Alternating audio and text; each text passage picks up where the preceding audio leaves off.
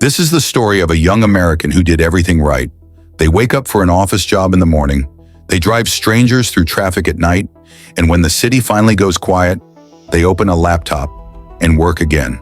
Not to get rich, not to build an empire, just to stay alive. This isn't the story of one person, it's the story of a generation doing triple the work for a fraction of the life. Americans today work more hours than their parents ever did. They answer emails at night, they work weekends, they juggle side hustles, they live on calendars and caffeine. But here's the twist no one talks about. They're not getting ahead, they're falling behind. In the 1980s, one job could support a family. One paycheck paid the rent, one income bought a house. Today, one job barely pays for the bedroom. Back then, employment meant stability. Now it just means survival. Then it meant a future. Now it means delay. Back then, you worked to build. Now you work to not collapse. Parents could buy homes in their 20s. Today's young adults rent forever. They raise children on one income. Now two incomes struggle to stay afloat. They planned retirements. This generation just plans the next bill. So here's the question. If workers are more productive than ever, if technology made work faster, if machines and software increased output beyond imagination, then why did paychecks stop growing? Why did productivity skyrocket, but wages stayed frozen? Why do people now work harder than their parents, just to live worse? Something didn't break. Something was redesigned. Not for workers, not for families, not for you. This is not a story about workers failing. This is the story of something else taking everything they built and giving almost nothing back. For most of the 20th century, work followed a simple rule. When productivity rose, wages rose. When companies made more, workers earned more. They moved together, like two lines climbing the same staircase. Then something strange happened. In the 1970s, they split. One line kept climbing, the other stopped. On one side, productivity exploded. Factories filled with machines that never slept. Computers replaced entire departments. Software automated what once took teams. Global supply chains let companies produce faster, cheaper, everywhere at once. Now AI writes, designs, manages, and decides. Every decade, workers became more efficient, and the numbers prove it. One worker today produces more in an hour than their grandparents did in a day. Orders move instantly. Products ship overnight. Factories run with fewer people. Output soared, but pay didn't. While technology sprinted ahead, wages stood still. From the 1970s on, they stopped rising together. So what changed? Power. Workers slowly lost it. Unions shrank. Protections weakened. Benefits vanished. Where workers once negotiated, now they accepted. Then came offshoring. Companies discovered cheaper labor across oceans. Factories closed. Jobs left. Wages faced a new enemy. Someone willing to work for less. And then came the gig economy. No benefits, no security, no promises, freedom with no safety net. Flexible became code for replaceable. Corporations got faster. Workers got stuck.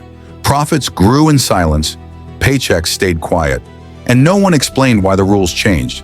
People were still told, work harder, but the ladder was already missing rungs.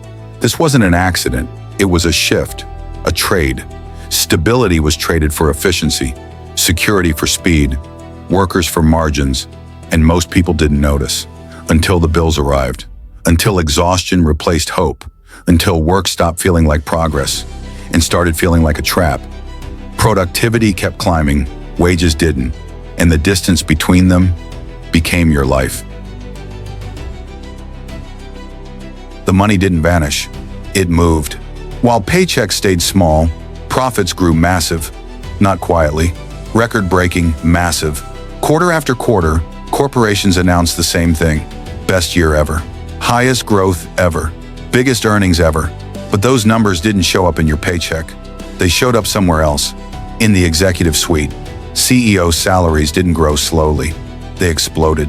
Millions per year. Bonuses bigger than a lifetime of wages. Stock awards that turned into mansions, yachts, private jets. At the same time, companies spent billions not on workers, but on buybacks. Instead of raising pay, they bought back their own stock.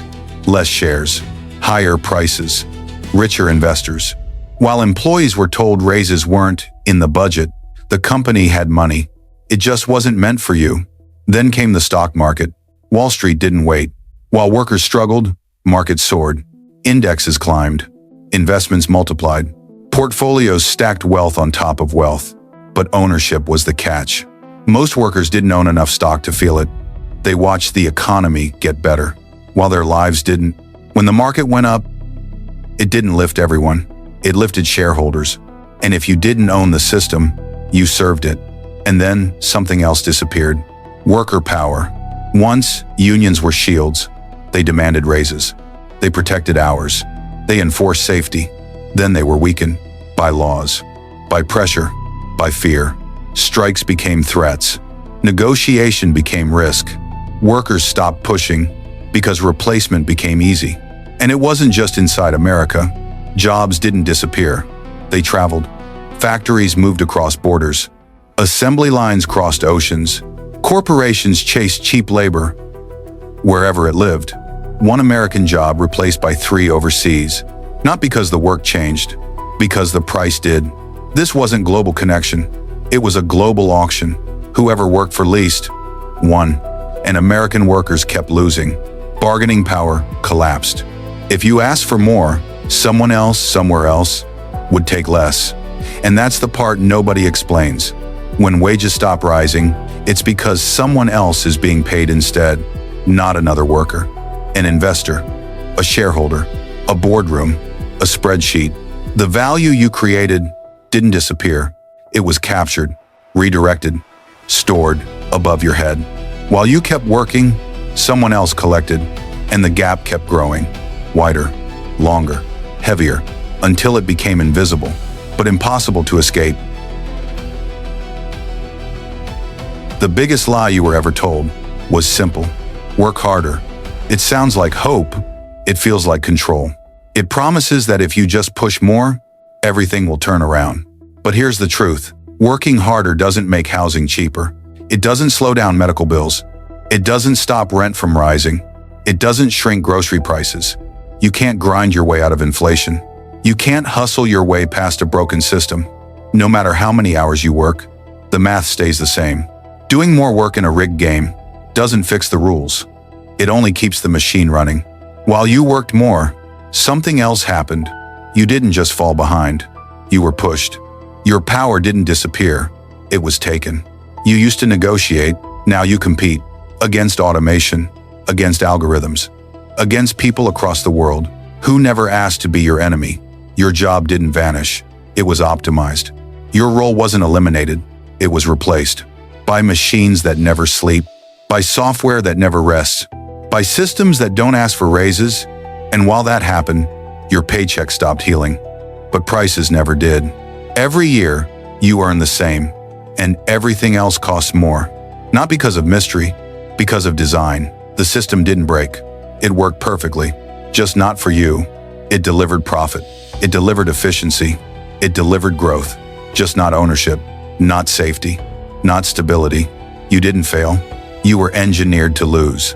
Built into a system that extracts your time and sells it to someone else. Built into a structure where effort no longer equals progress, where loyalty no longer brings security, where effort only feeds something above you. And here's the part no one tells you. You aren't alone. You're not lazy. You're not broken. You're not behind because you're weak. You're behind because the track was never level. While you were told to run harder, someone else redesigned the race, lengthened the distance, moved the finish line, and kept the reward. You didn't lose. You were outplayed. And the moment you see it, you can't unsee it. Because this was never about effort. It was about direction. Never about work. Only about who it was working for.